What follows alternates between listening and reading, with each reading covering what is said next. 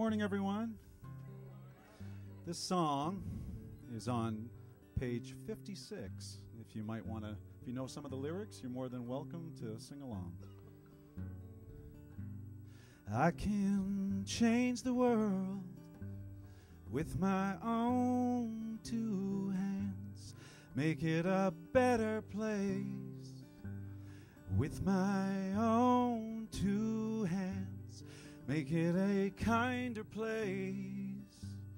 with my own two hands, with my own two hands. I can make peace on earth with my own two hands. I can clean up the earth with my own two hands. I can reach out to you with my own two hands, with my own two hands, with my own two hands. I'm gonna make it a brighter place with my own two hands. I'm gonna make it a safer place with my own two hands. I'm gonna help the human race with my own two hands, with my own two hands, with my own two hands. And I can hold you in my own two hands, and I can comfort you with my own two hands. But you got to use your own two hands, use your own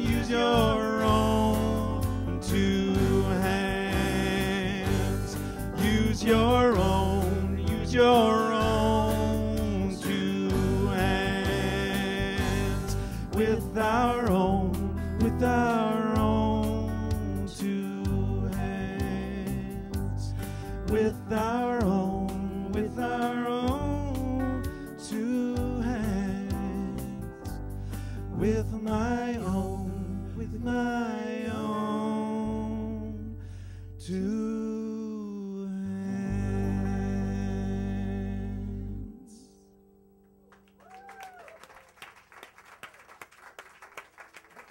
It's Pierre Gautreau and the band. Thank you so much for that. Good morning. How is everyone this morning?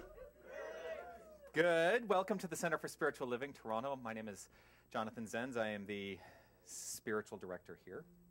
And it is a pleasure to say good morning to all of you this beautiful, beautiful Father's Day. Happy Father's Day to everyone. I imagine if you were here for my installation, you know that I have a very, very good relationship and very close relationship with my dad. And I want to say hello to him this morning because I imagine he's watching online, and wish him a happy Father's Day directly. So happy Father's Day, Dad. Yeah. So a couple of things that are happening around the center. First of all, we are continuing on Tuesdays meditation with Mark. Did he go downstairs already? Yes, he did. Mark has been leading Kundalini-style meditation here on Tuesday nights at 7 o'clock, and it's going to continue for the foreseeable future. So if you're interested in joining the meditation here on Tuesdays, 7 o'clock, right here, it is based on love offering. It doesn't cost anything. So if you come here, show up, enjoy the meditation, and involve yourself in that practice. That's every Tuesday. Also, we have on Wednesday nights continuing Science of Mind 222, which is the class that we're currently in. Self-mastery is the title of that course, and we are mastering ourselves for sure. Yes. And we're doing that. Sorry. Where my mind goes.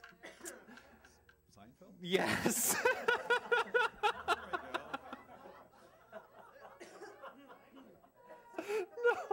No. It was a good episode. We're mastering ourselves in different ways. Because we're mastering our minds. Which is all we're ever here to do, is master the mind, to be masters of our own minds, and to really engage in the practice of changing our minds so that we can change our lives. If you're not happy with your life, don't change your mind. Because if you're happy with your life, what's happening in your mind is creating that. It will continue to unfold. But we are learning to engage in the use of the mind through the coursework, and I'm a big believer in coursework. It's how I got to where I am today. I mean, to this place, not just where I am in general, but it's how I got to be up here to tell you all what I think, which is really all I'm ever doing, right? So that's every Wednesday night. We just finished week 3, so we've got 5 more weeks, including this week, of self-mastery. And then we're going to take a little break, and I'm going to go to California for a couple weeks for the Asilomar Conference. If you are interested in going to the Asilomar Conference, it is something I would suggest you take a look into. It's at the Asilomar Conference grounds in Pacific Grove, California. It is absolutely stunning. It's like summer camp for spiritually minded grown-ups. But there are kids programs too, so that makes it even better. But it's a great time. It's going to be happening the end of July, right into the first week of August, and I will be there for that. I'm actually going to be speaking there at the main session on Tuesday morning, so I'm really excited about that. It's my first opportunity to speak there at Asilomar. So that's what's going on there. I didn't have my written announcements here. I don't know. Usually they just appear on my podium, so I'm kind of going for it today without. Next Sunday, after service at 1 o'clock, we're going to be doing our spiritual cinema. We're going to be showing the movie The 7 Spiritual Laws of Success by Deepak Chopra, and it includes Olivia Newton-John, who, I'm a child of the 80s, so I absolutely adore Olivia Newton-John. That's going to be next week following service. What else am I forgetting? Pride. After that? Oh, thank you for reminding me. So after that is the World Peace Festival, and I'm going to be joining Howard out, at Q Beach. I'm going to be joining him following that movie. I'm going to be doing some spiritual mind treatment there, and I encourage you all to show up. If you don't want to be at I'm not going to tell you not to show up to the movie, right? But if you don't show up to the movie, go to the beach and enjoy the World Peace Festival. So that's happening. Then the other thing I would like to talk about is pride. Do you want to say anything about pride? Yes, I want Fred to come up and talk about pride. Yes, I want you to come up here. Well, we have to put you on a microphone because it's going out to the world. Last week I was on the mic. This is getting to be a habit. Actually, it's one I could get used to. Next week, a couple of weeks from now, we got Pride. Here's the shocker. You do not have to be gay to come and help out with Pride, just so you know. So you are all welcome, because that's the idea with the center, and that's the idea with the Pride booth as well. Mostly what we're looking for is a little bit of time and your energy. Bring the energy that we have here, bring it out to the street. Let people know, how this place is changing your lives, and how, thinking differently can change some things for you as well. That's what people need to hear. So bring that message. Send an email. Deja has my email. Jonathan has my email. They'll forward it on. We're going to start to schedule some people in some time slots so that we can have, make sure that the booth is covered. It's a god-awful long time that they gave us the booth for, but we don't need to be there that entire time, because otherwise it would be the whole time. But yeah, so more details will follow. But let Jonathan or Deja, or if you've got my email, let me know as well. There's a sign-up sheet up front, so that's about it, I guess. But bring your energy. That's the most important thing that we're going to need. So, absolutely. Thank you, Fred. In the Friday email on the newsletter is a link to the things that are currently happening at the center, and Fred's email is actually on that newsletter. It is also on our website. If you go to the current happenings page on our website, you can link to Fred's email that way. So that's really exciting. I also want to let everybody know we launched our brand new website this week. Yes, so I encourage you all to go take a look at csltoronto.com or csltoronto.org. They'll both go to the same place, and it is officially the launch of our webcast to the world now, so I'm really excited about that.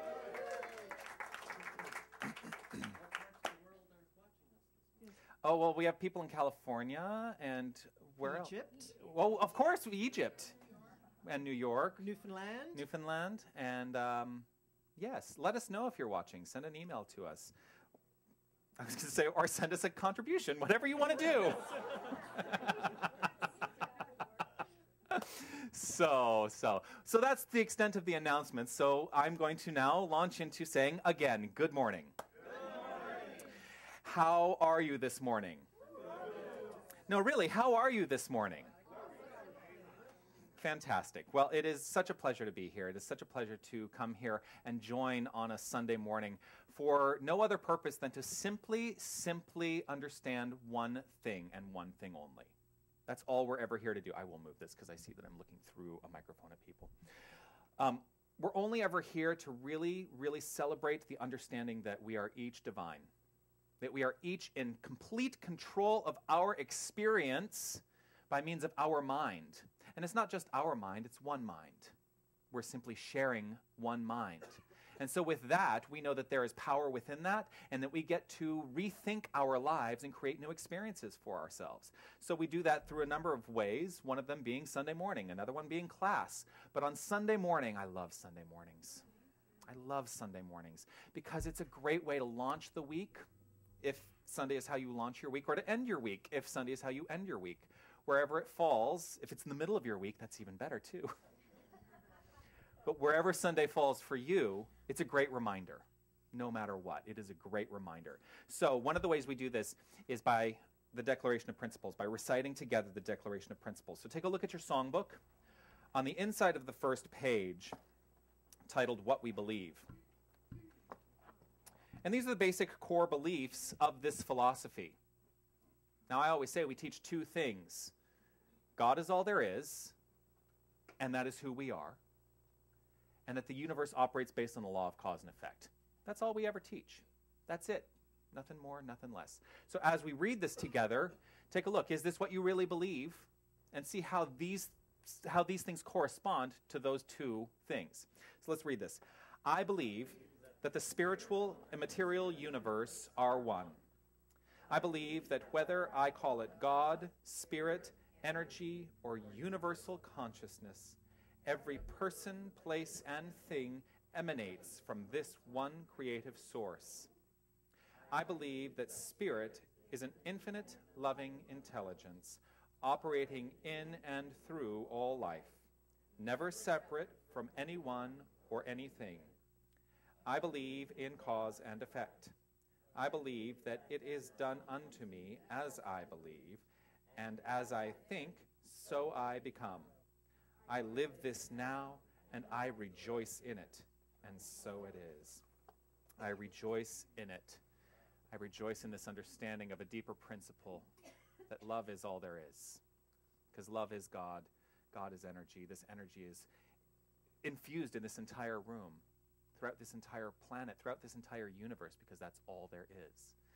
And so today we celebrate love on Father's Day by expressing love all around us. And one of the fathers in our center is going to do a reading for us today. So I'm going to invite Ken up to the microphone.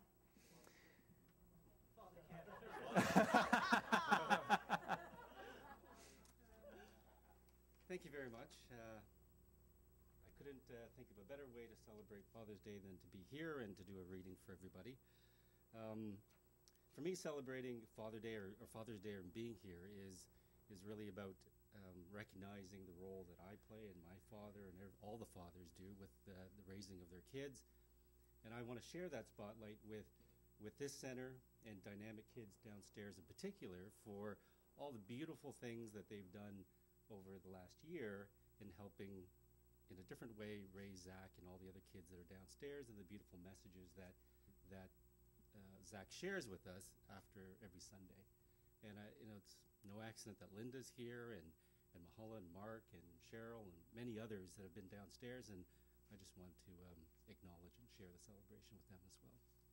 So here is a reading that it's actually a poem that I came across and sent it to Tara, and it's kind of grown from there, and I want to share it here today, and I think it's appropriate for Father's Day. If I had my child to raise all over again, I'd finger paint more and point the finger less. I'd do less correcting and more connecting.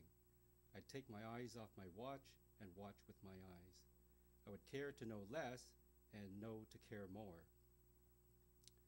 I'd take more hikes and fly more kites. I'd stop playing serious and seriously play. I'd run through more fields and gaze at more stars. I'd do more hugging and less tugging. I would be firm less often and affirm much more. I'd build self-esteem first and the house later. I'd teach less about the love of power and more about the power of love. Thank you.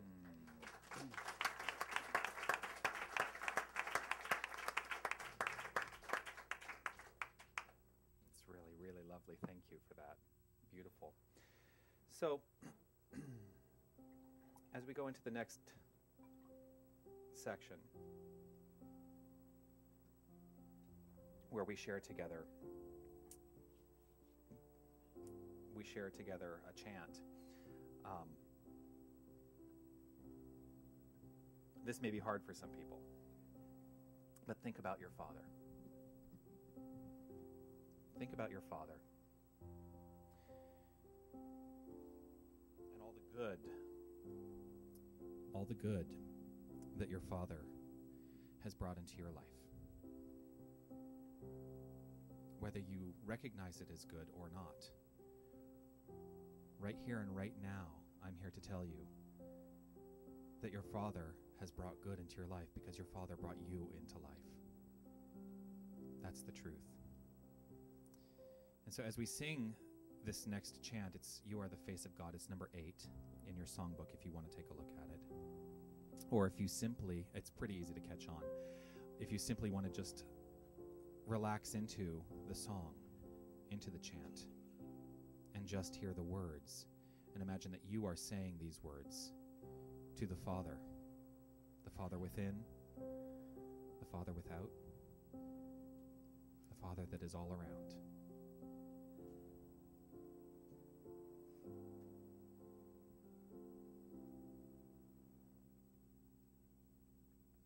You are the face of God. I hold you in my heart. You are a part of me. You are the face of God. You are the face of God. I hold you in my heart. You are a part of me. You are the face of God. You are the face of God. I hold you in my heart. You are a part of me. You are the face of God. So right here and right now, I recognize this one power, this one presence. I recognize that there is only one infinite knower, one infinite energy of love that is infused through all things and expressing as all things. And with this understanding, I know that each and every person here, each and every person participating in this service in whatever way, is a fully embodied expression of love. A fully embodied expression of this divine energy, unfolding, expressing right here and right now to the highest, as the highest. And I know that from this understanding that there is only love, that this love explodes into this world by means of each and every one of us. This love is simply unfolding and expressing itself by means of creation. And so I claim today the creation of goodness. I claim the creation of harmony. I claim the creation of brilliant lives, knowing that in the understanding, there's no need to claim it is simply done. It is simply done.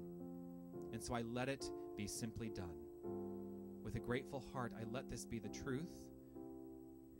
I know it is so. I let it be so. And together we say, and so it is.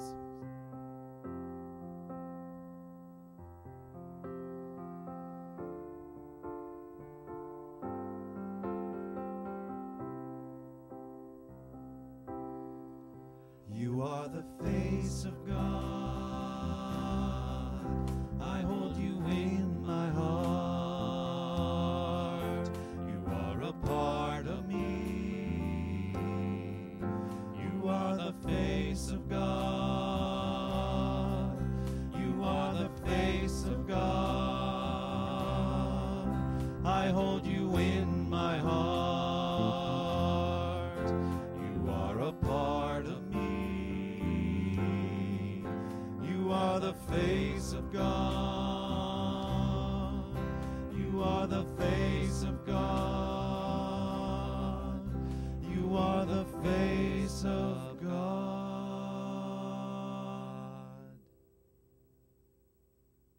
And so it is.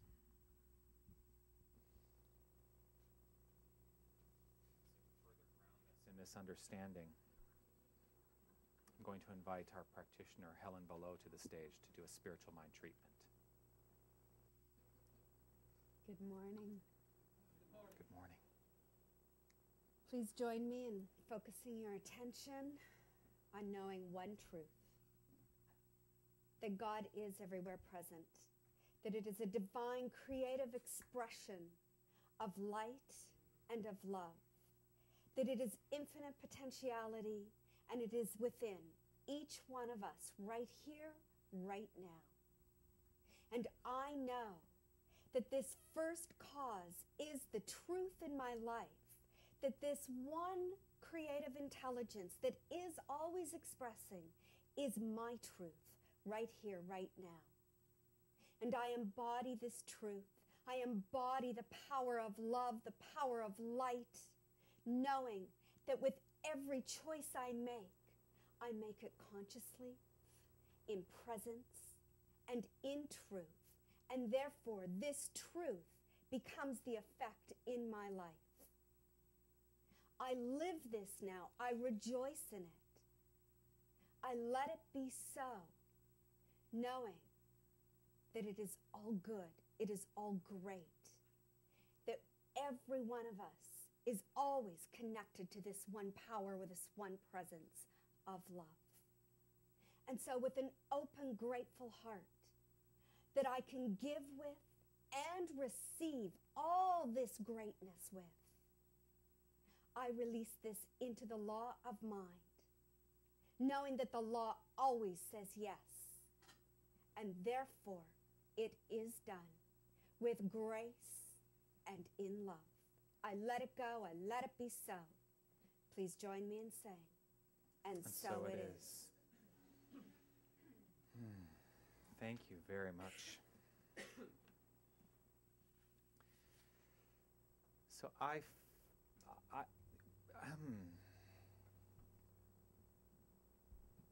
feeling very emotional today,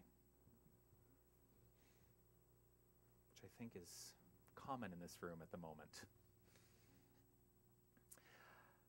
Music is very important to me. Music is something that motivates me, and I am feeling very blessed that we have such a beautiful band led by a beautiful father who's going to share with us one of his songs today. So please welcome Pierre and the band.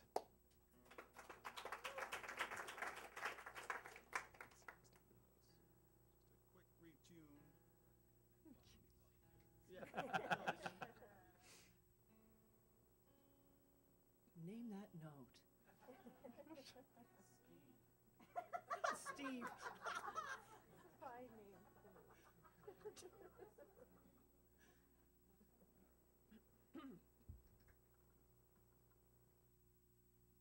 This is called Keeping It Real.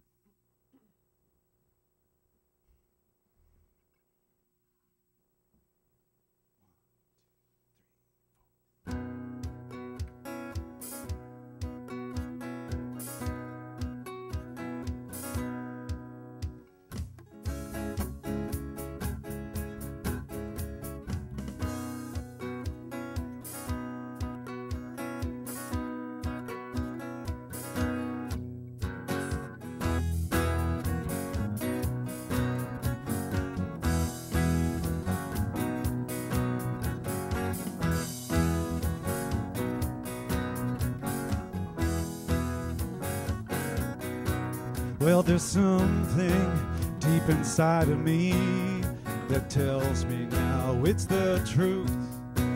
And that feeling had been on and off with me ever since I was a youth. And I know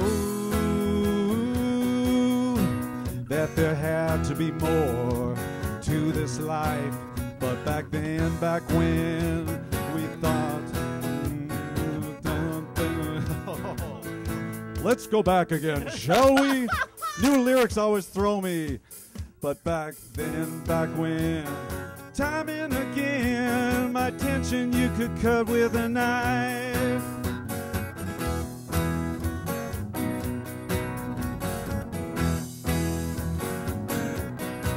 Well, so solitary becomes involuntary when we disconnect from ourselves. And that path, it'll take you here and there, take a toll on your mental health. 'Cause I was living in a moment, but that moment wouldn't last. I had one eye looking forward and another pulling up the past. But I'm older now and I'm wiser now, and the fog is beginning to clear. That happiness I've been looking for has always been so near, been so near.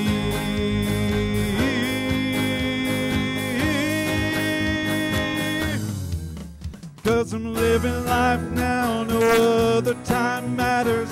Days are so much sweeter just living in the hour.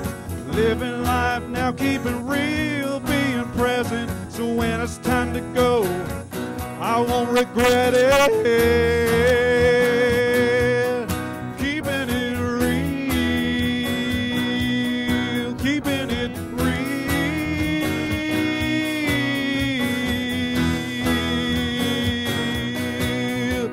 Now I got hills and I got spills. I got hills, I just gotta keep it real. I got love, gotta let go of. I don't have enough, just wanna be living life now as if money didn't matter. Days are so much better, living happy ever after.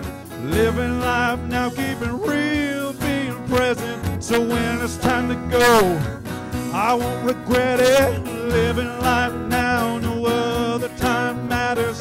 Days are so much sweeter, just living in the hour.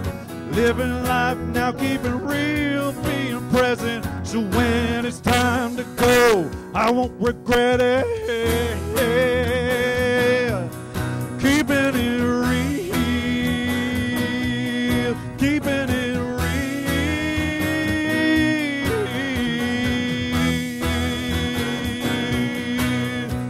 But I'm older now and I'm wiser now, and the fog is beginning to clear. And that happiness I've been looking for has always been right here. Oh yeah, it's been right here.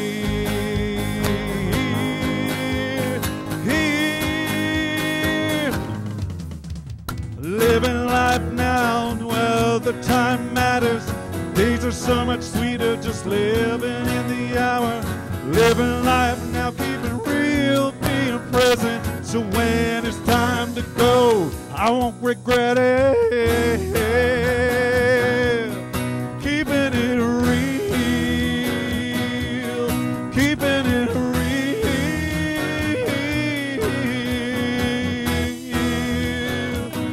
Oh.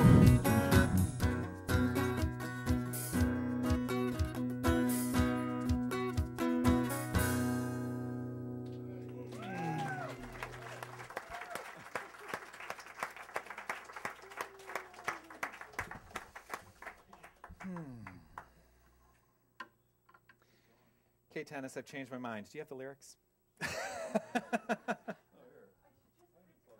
You should just always, yeah, she always asks me in rehearsal, do you need the lyrics? I say no. Is it so that they could hear the ones that I didn't say, the ones I was supposed to say? Because, yeah, anyway. No, This has nothing to do with the moment of perfection that you experienced. It's a great song. That is a great song. We're doing an album, Pierre. Soon. I'm living life now, no other time matters. Days are so much sweeter just living in the hour. I'm always talking about living in the present moment. I'm always talking about letting go of the past, staying away from having anxiety about the future. Just live right here and right now. That's what this whole song is about. Live in life now, no other time matters. And that is so the truth. Live in life now, keeping it real, being present, so when it's time to go, I won't regret it. Live your life with no regrets, none whatsoever. So today is Mental Health Day. I'm going to be talking about mental health. Now, when I was in high school, we had this thing called Mental Health Day. Is anybody familiar with Mental Health Day? No? In high school, when you take a whole ditch day, it's called a Mental Health Day. Don't go to any classes. If you are in high school, don't tell your parents. You don't tell your parents because they don't want to know that you ditched school. But it sounds so much nicer when you say it was a mental health day, right? Well, I think every one of us should take more mental health days. And it's not to say that you ditch out of your life, not that you ditch out of the things that you are responsible for, but simply take the time that you need to take to remember to be present. That's taking a mental health day. So one of the things that it's taken me 5 months to do, which in retrospect is kind of surprising to me, is it took me 5 months to actually go to the theater here in Toronto. And, you know, I come from a theater background, and I hadn't been to a single show in 5 months until this past weekend. I went and saw 2 shows. One of the shows that I want to talk about is a show that I was familiar with because it's a musical, and I love a musical.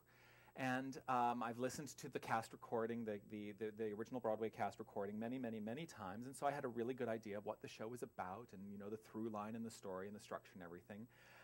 And it still was a surprise to me seeing it on stage. And I think that's part of the emotion, is I was very moved by this piece in a way that I wasn't expecting. The show is called Next to Normal. It was on Broadway just a few years ago, and this is a local production. It's being done at the Tarragon Theatre, and I will pitch it. I will say, if you can go see it, you must go see it. It is a really astoundingly good production. And it is about mental health, which is a tough, that's a tough thing to write a musical about. It's about a woman who's experiencing bipolar disorder. And now here's the coincidence. When that show was happening on Broadway, I was in a show in North Hollywood called Insanity about a man who was experiencing bipolar disorder. And I kept thinking, well, Insanity should be on Broadway, and I totally get why Next to Normal is on Broadway. They could both be there, quite frankly, because Insanity was quite a good show. But Next to Normal really moved me. It really moved me. And one of the lyrics from the show, I'm going to actually go through this little bit of the show. I almost said, Tanis, can you do a cold read for me? I won't do that to you. There's a song in the show called My Psychopharmacologist and I. And it's a song that's basically the woman who's experiencing her bipolar disorder talking about what she's been going through, and it's her doctor talking about all the drugs she's been taking. And so the lyric goes like this: Goodman Diana, he's speaking this, bipolar depressive with delusional episodes, 16-year history of medication, adjustment after 1 week. So she's been taking a new medication for a week. And she says, I got less anxiety, but I have headaches, blurry vision, and I can't feel my toes. The doctor replies, so we'll try again. Eventually we'll get it right. She says, not a very exact science, is it? That always struck me as being quite an interesting lyric in a show. And it always struck me when I would listen to the soundtrack, because it is not a very exact science. Science is not very exact. Science is a big guessing game. It's a big guessing game. We're actually exploring this in self-mastery right now. And as we're going through the biology of belief, we're really talking about the fact that science is a lot of conjecture and very little truth. Now, the truth is, this philosophy, for me, and I will be very clear to say, for me, is a very exacting philosophy. Because it's based on one premise, well, two, that I said earlier. The divinity of man, God is all there is, that's what you are. But the scientific part of the science of mind is, it is done unto you as you believe. There is a law of cause and effect. Your experience is happening based solely and exactly on what is going on in your mind, and it is a direct correlation. It is a direct correlation. And then there's an interesting thing that happens in this song. The song continues, and basically the song is showing the passage of time. So the doctor says, Goodman, Diana, 7 weeks. Now they've been changing her prescription every week, trying to find the mix, right? She writes, I don't feel like myself. I mean, I don't feel anything. And he says, patient stable.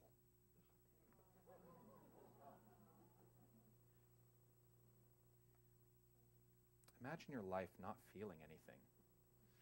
It's not a life that I would want to experience. And I don't want to admonish the pharmaceutical world. I don't want to admonish medical science, because there is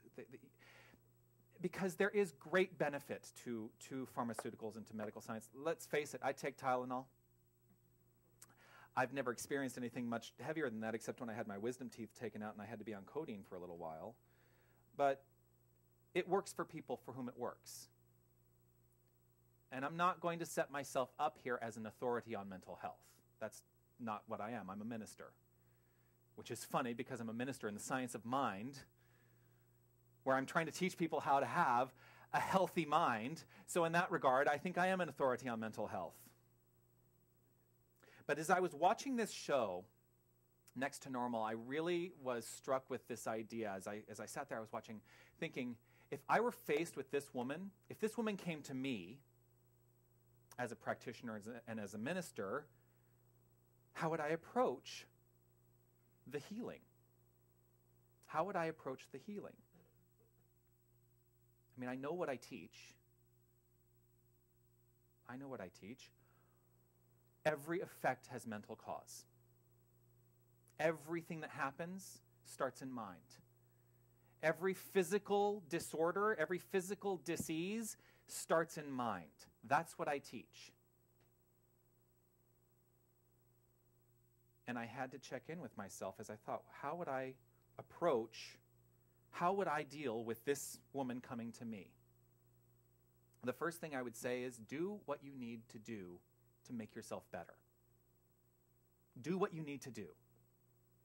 If that requires taking drugs, take the drugs.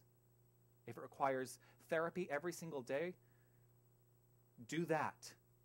If it requires prayer every single moment, do that. Do what you need to do. You know what you are led to do in mind. That's the truth. If you really get quiet with yourself and you're experiencing something, the answer is there. It is within you.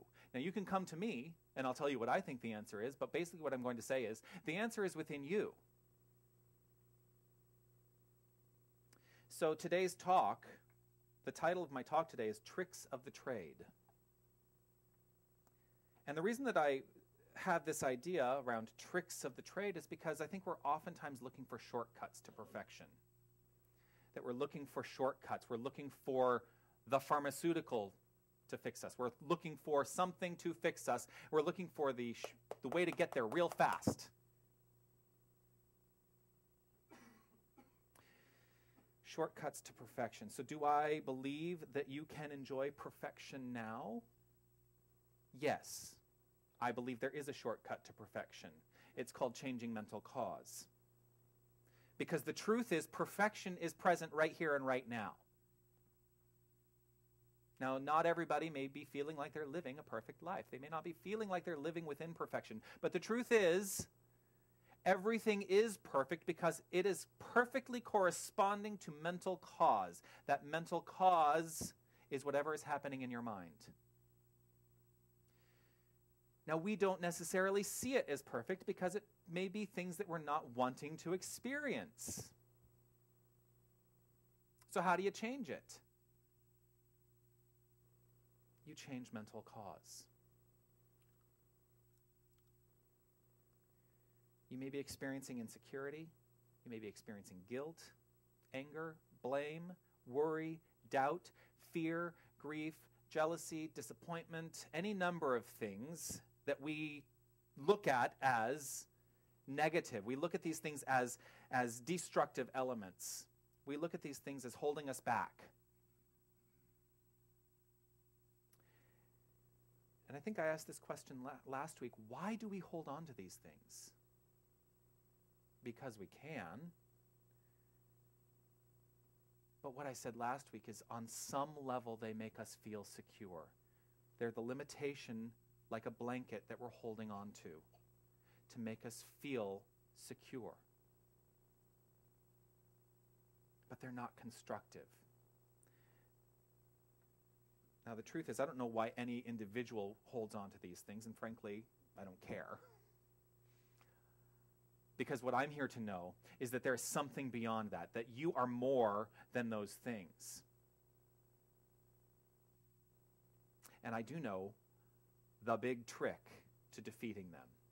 There's one trick to defeating them. If you're a good student, you'll know what that trick is. Consciousness. If you'd been listening and I said mental consciousness is the only thing that changes anything, you would know. But there are three things that I want to focus on today to start turning the tide. To start turning the tide towards a greater, more constructive expression of perfection. So the first thing I want to talk about today is gratitude. Gratitude. Now, we all know what gratitude is, right? We all have things in life we're grateful for. It's the quality of being thankful. The other part of the definition of gratitude is that it is readiness, the readiness to show appreciation and to return kindness. Now, we can all say we're thankful, and we can all say that we live in gratitude, but are you showing appreciation? Are you showing it? Are you actually involving yourself in gratitude? And are you returning kindness? Because that's really the way to embody gratitude. Gratitude. Oh, I love gratitude. So I ask you today, how do you approach the world? How do you approach the world? Do you approach the world from the concept that gratitude is a leading factor in your life? Do you approach the world by standing up for generosity? Are you considerate in your actions? Are you experiencing kindness? And are you giving kindness? Ernest Holmes, in The Science of Mind, writes, an attitude, I love this. This is mostly because it's poetic. An attitude of gratitude is most salutary and bespeaks the realization that we are now in heaven. An attitude of gratitude is most salutary and bespeaks the realization that we are now in heaven. Now, we don't talk about heaven and hell within this philosophy as someplace you go after you die. Heaven and hell are states of mind, and you are either living in heaven or you're living in the other place, right here and right now. It's not something to attain. It's not something to get to. It is something that you are right here and right now. You're either, see, and I point up, like heaven is up there. Heaven isn't up there. Heaven isn't here. You're either living in heaven or you're living in hell. And you get to choose. You get to choose. Ernest Holmes continues, gratitude is one of the chief graces of a human existence and is crowned in heaven with a consciousness of unity.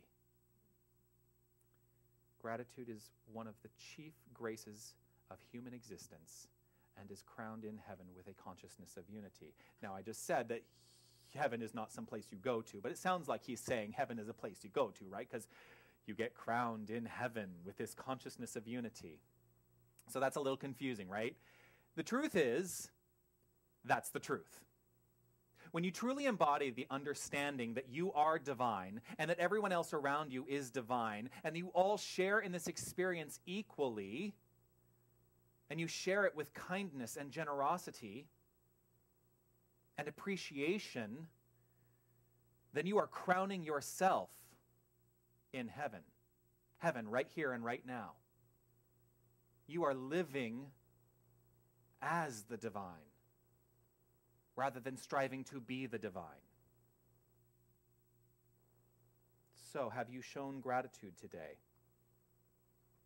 Do you show gratitude every day? Do you show gratitude in every action you take? Just some things to consider. Now, those of you who are familiar with the process of spiritual mind treatment, which is our form of prayer within this philosophy, that's how we pray. We teach specific, spiritual mind treatment is what we call it. We teach specific steps to pray. Gratitude is so important that we have dedicated an entire step to it. There are 5 steps. Step 4 is gratitude. That's how important gratitude is.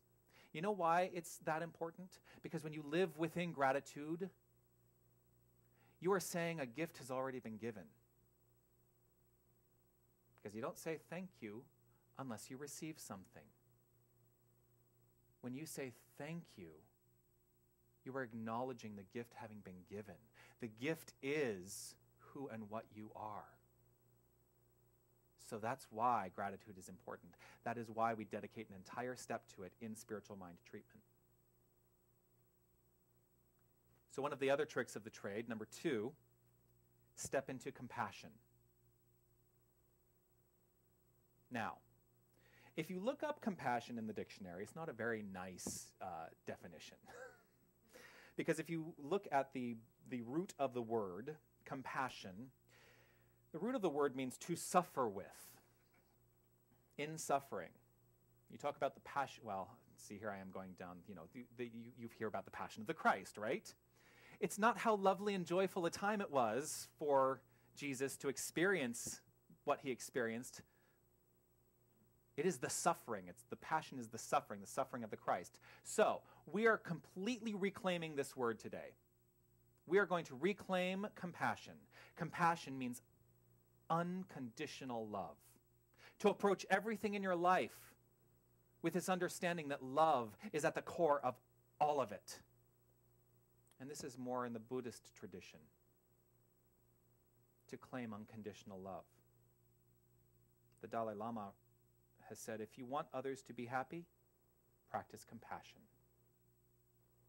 If you want to be happy, practice compassion. Love and compassion are necessities, not luxuries. Without them, humanity cannot survive. Love and compassion are necessities, not luxuries. Without them, humanity cannot survive. You cannot survive without love. The best way to get love is to give love. The best way to give love is to get love. Let it be a circulation. Let it be circulation. Let it be currency. Let love be your currency. Let love be that which motivates you forward in life. And let it do so unconditionally.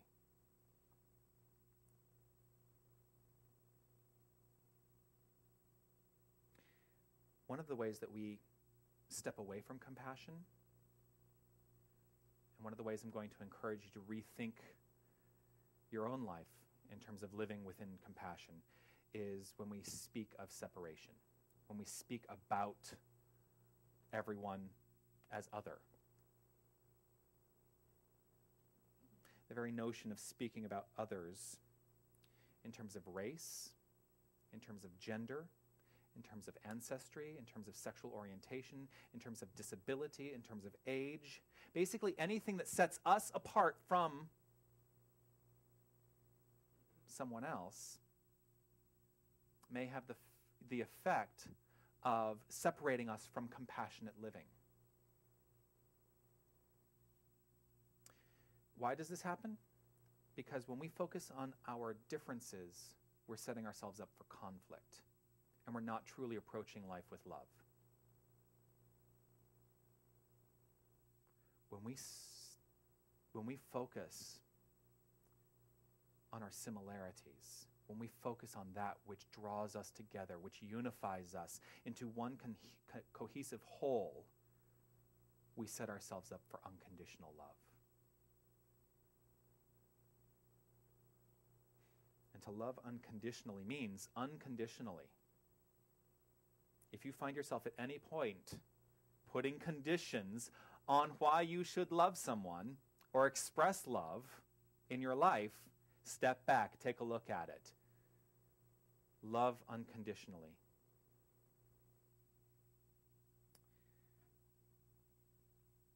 The last trick that I want to talk about today, and this is a really, really tough one for some people, is forgiveness. This is the one that typically gets a lot of pushback.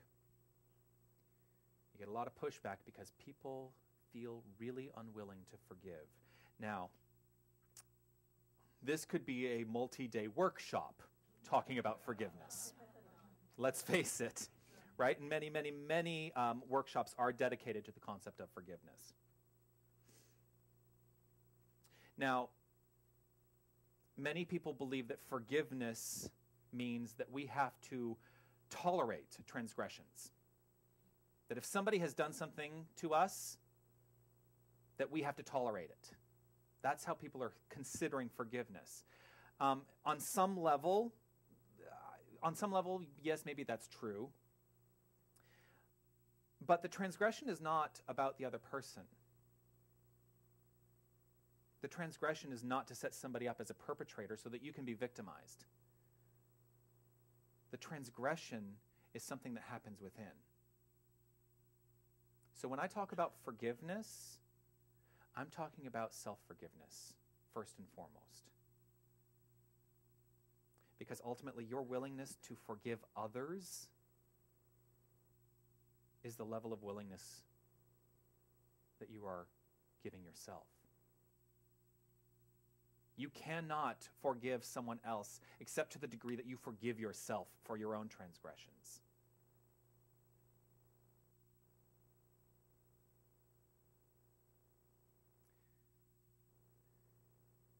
Ernest Holmes writes, well, I'm paraphrasing a little bit, so I'm going to be just so if you go and look this up, it's paraphrased.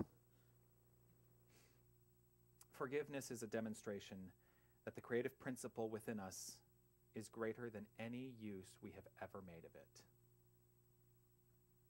And by not stepping into forgiveness, we should never be able to transcend the limitation of previous mistakes. I'm going to read that again. Forgiveness is a demonstration that the creative principle within us is greater than any use we have ever made of it. So that's the first part.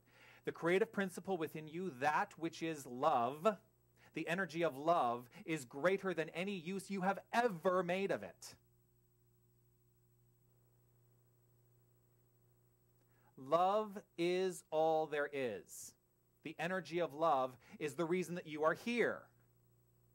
Love is all there is. It is so much greater than you can even comprehend, because if love is God, God is infinite, then love is infinite, right? Can you comprehend infinity? Really? The infinite nature of love is within you. The creative principle within us is greater than any use we have ever made of it. So there is always room to love more. There is always room to forgive more. By not stepping into forgiveness, we should never be able to transcend the limitation of previous mistakes. if you don't forgive, you cannot move forward. If you don't forgive, you cannot transcend the limitations you've set in your own mind. You cannot truly experience love and more deeply embody the fullness of love without stepping into forgiveness. Now, we all make mistakes, right? Is there anyone in here who has never made a mistake in their life? How many of you have made mistakes in your life? Today?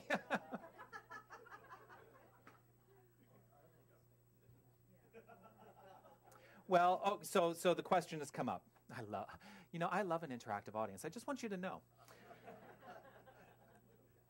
Are they mistakes? Do you know how you know whether or not it's a mistake? To what degree are you being punished by it in your own mind? Whatever you step into that you then start punishing the self for, that's a mistake. It's also what we in this philosophy call sin. We don't believe in original sin. We don't believe in traditional Christian theology sin. Sin is missing the mark. Sin is making a mistake. Now, in Christian philosophy, they say that you're punished for your sins, right? And if you don't repent, you're going to the other place. We don't say that. Yeah, which we're creating. But the truth is, you do live in hell because you're punished by your sins in your own mind.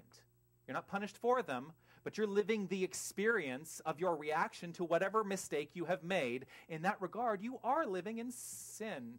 I can't believe I just said that from up here.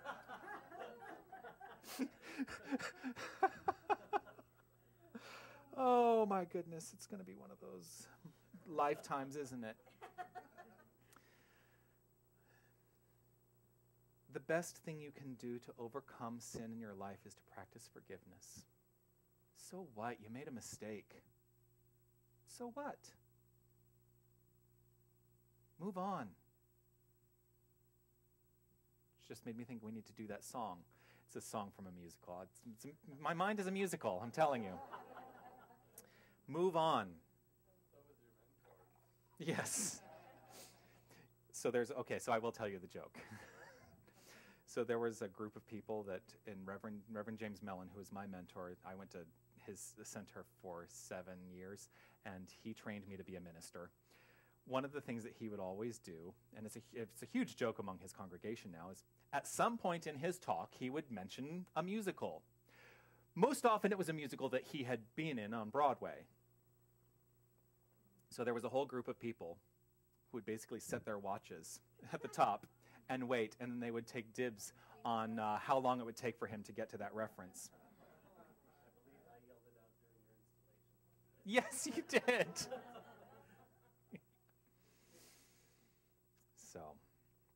So ultimately, don't let sin overcome you. Don't let the mistake overcome you. Practice forgiveness.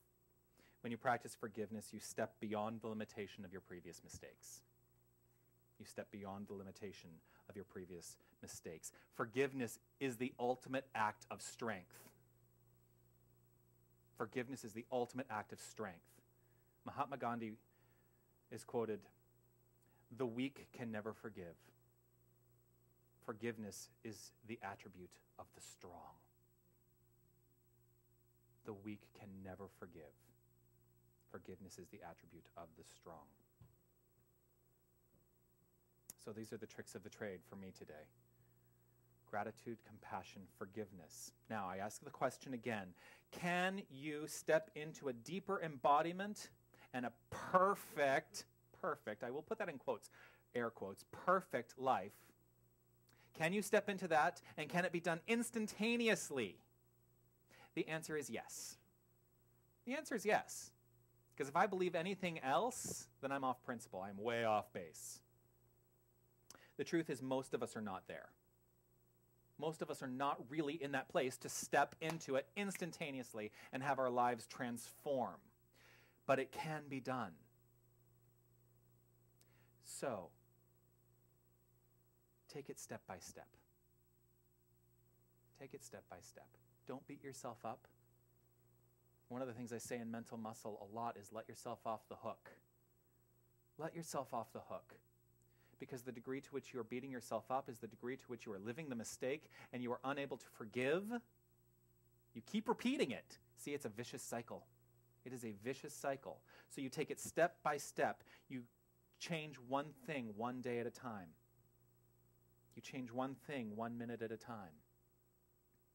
Change one thing. Just change one thing right here and right now. Make a decision to change one thing.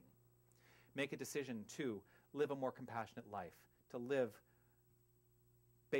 make your life based on gratitude. It's easy for me to say.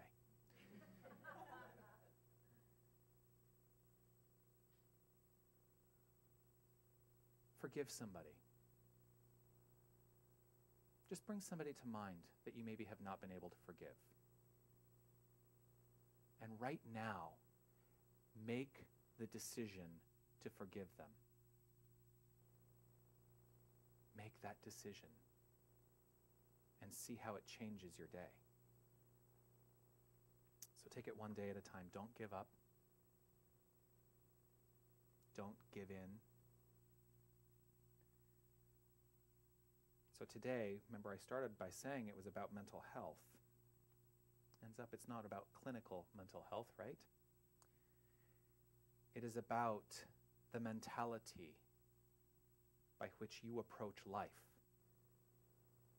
So today, what are you going to choose? What are you going to choose? I suggest choosing gratitude, compassion, forgiveness, because these are just some of the tricks of the trade. And within gratitude, within compassion, within forgiveness lies absolute freedom. And so today I say, spread your wings, be free. Live the life you've always imagined. It's within you. That's the truth. Namaste.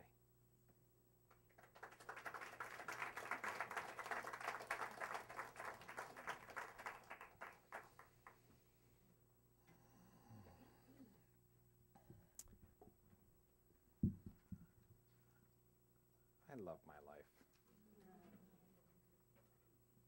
I'm loving it more and more. You know, it's funny, I put a thing on Facebook this week, which then people started questioning. Because I wrote, the only thing that's, I can't even remember how I put it. Life is shifting? The only constant is change, something like that, something to that effect, right? Well, it wasn't to say that like something was changing for me, like I was going to leave Toronto or anything, because I had people who wrote me back and saying, what's going on? Is everything okay? Isn't it funny where the mind goes, though? That the assumption was that something went wrong, rather than the assumption being that something went right. Just something else to think about. What is your assumption? So, I'm holding a popsicle stick, and funny enough, it says Wonder Woman.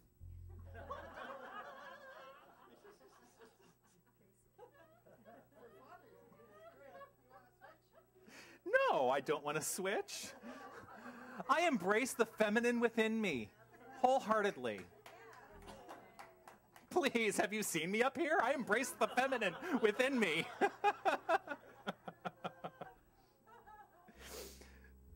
Oh my goodness. Anyway, the reason that I'm holding a popsicle stick is because this is simply a representation of my commitment to this center financially. I am part of the Count Me In program here, which means that my contributions to this center are automatically deducted from my bank account every week. So I don't put actual money into the basket, which we're about to pass around. It happens automatically. So this is just a representation of that. If you would like to know more about the Count Me In program, you can speak to me or Tanis or any of the board members, Helen, Tony, Jim, Fred. We're all happy to talk to you about that. But as we approach this time of offering, especially based on what I talked about today, I want to express my gratitude to you for the strength of this center and for what you contribute to this center to make this center strong and to take this message out into the world in new and profound ways. Were it not for you, we would not be webcasting. That's the truth. I could have been up here, but if you were not supporting the idea, this would not be happening. But this idea gets supported financially too, because this does cost money. Now, I never really want to talk about, the bills that the center has to pay, although we do have to pay bills. What I really want to talk about is the consciousness behind giving. Because like compassion, like gratitude, and like forgiveness, the degree to which you give, it comes back to you because it is part of a greater circulation. That's why money is called currency, because it's part of a circulation, it's part of a bigger current. And so as you give today, please give from the heart. Do not give out of obligation. That's also really important to me, that the energy behind the giving be the energy of love. The energy of love. And so, wow, it's gotten very serious in here, hasn't it? So let's lighten it up. We're going to pass the basket. We're going to stand up and we're going to sing the song that's on the sheet, I Love. It's our new offering song. It's been in play for 3 weeks now, written by Pierre Gautreau. And let's share this together as the basket goes around. And again, thank you so much for what you contribute. 1, 2, 3, 4.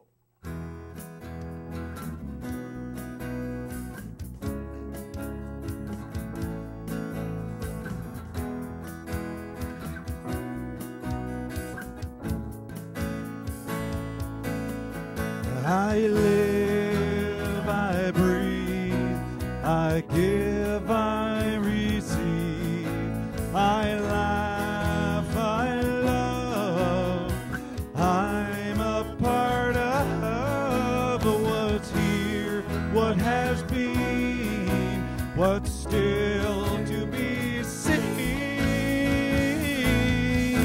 I live, I breathe, I love, love, love. I live, I breathe, I love. I live, I breathe, I give, I receive, I laugh, I love, I'm a part of what's here, what has been, what's still to be seen. I live, I breathe, I love, love, love. I live, I breathe, I love. I live, I breathe, I give, I receive, I laugh, I love, I'm a part of what's here, what has been, what's still to be seen. I live, I breathe, I love, love, love. I live, I breathe, I love. I live, I breathe, I love.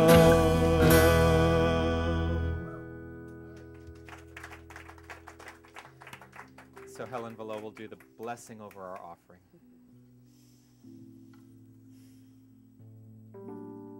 It is with an open, grateful, grateful heart that I say thank you to all that we have received today, knowing that it is honored, cherished, it is used for the highest and best good of all that supports this center, that the board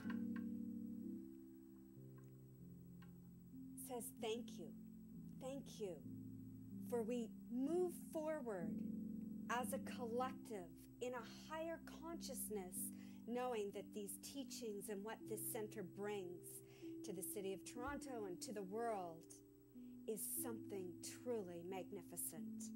And without all of this generosity, it would not be possible. So thank you. I let it go, knowing it is blessed, it is received, and it is given out back into the world. Please join me in saying, and so it is. Thank you. Thank you, Helen.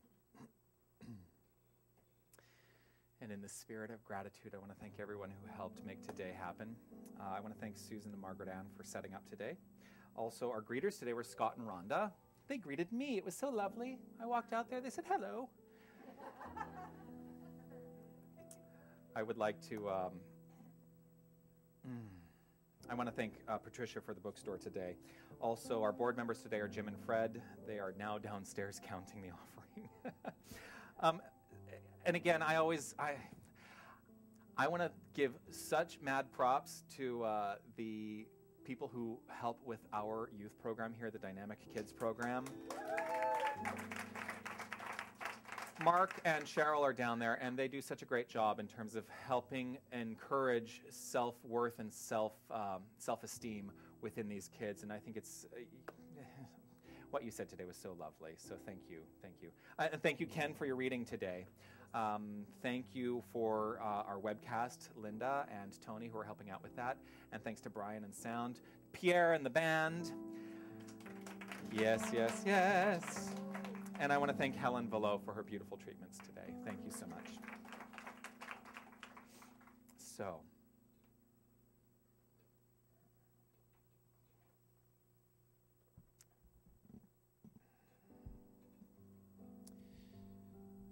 So today,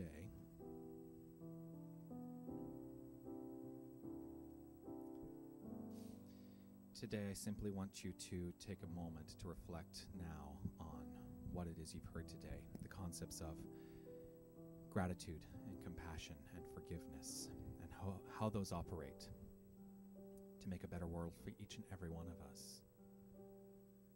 A world we can all be proud of. These are some of the tricks. These are some of the keys to better living. But the number one thing to understand is that no matter what, you are upheld by a divine presence, a divine power.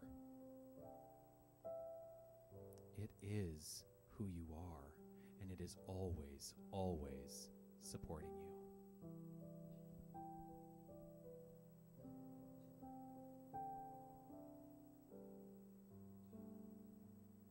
I'm held in love, I'm held in peace. God is holding me with every breath, with every step. God is holding me. I'm held in love, I'm held in peace. God is holding me with every breath, with every step. God is holding me. God is holding me. God is holding me. God is holding me. God is holding me.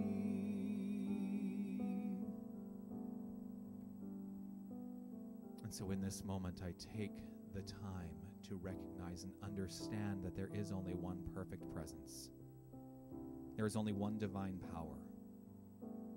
It is the energy of love. It is the energy that infuses this entire experience. It is the energy of the universe. And it is who and what each and every one of us is. Each of us, a perfect, perfect expression and embodiment of this divine energy, right here and right now. I know that this energy fills us. This energy exudes from us, and we are swimming in this energy. And with this understanding, I know that because that is all there is, that my word has power, because everyone's word has power. Each and every one of us speaking and knowing a greater truth.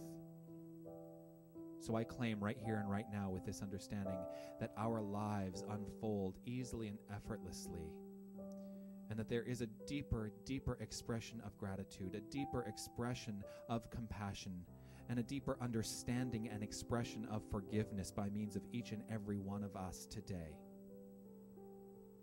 It is in this understanding and in this embodiment that I simply release this word to an all-knowing law, an all-expressing law, knowing that my word spoken is done right here and right now. And I am so grateful for this. I allow this gratefulness, this gratitude to fill me up and bubble over and express itself by means of creation. And so I simply let the creation occur. I know it is so. I let it be so. And together we say, and so it is.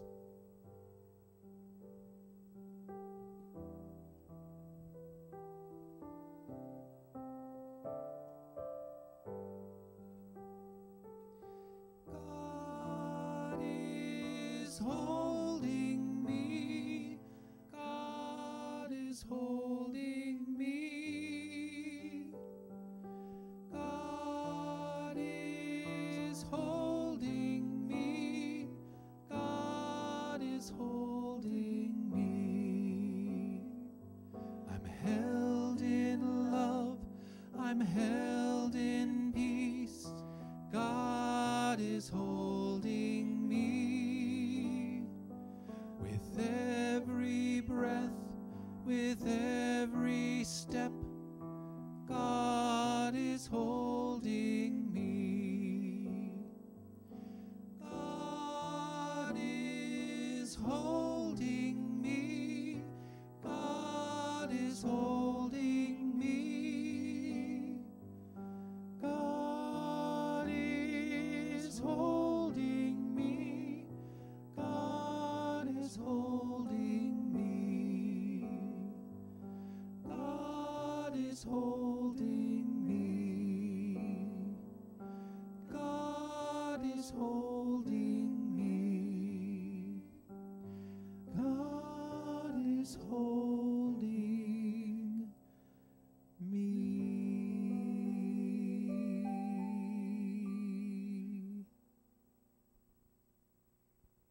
And so it is. Thank you all so much. Thank you for such a beautiful day. And now let's kick this out into the street with this little light of mine, number 20, number 23. Number 40-something. Yeah. Number 23 in your songbooks. 23.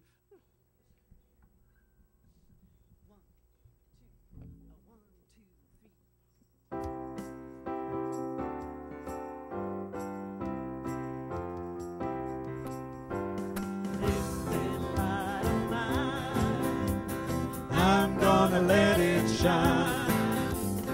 This little light of mine, I'm gonna let it shine. This little light of mine, I'm gonna let it shine. Let it shine, let it shine, let it shine. Just a spark can light the dark. I'm gonna let it shine. Just a spark can light the dark. I'm gonna let it shine. Just a spark can light the dark. I'm gonna let it shine. Let it shine. Let it shine. Let it shine. Won't let fear down, blow it out. I'm gonna let it shine. Won't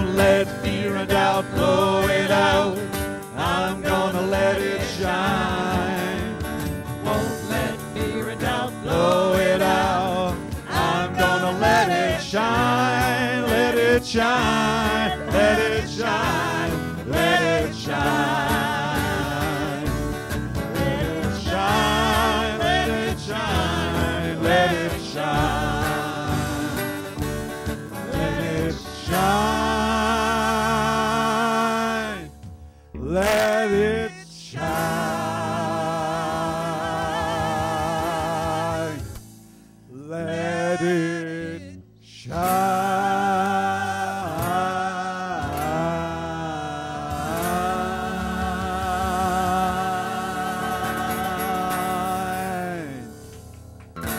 Have a great week, everyone.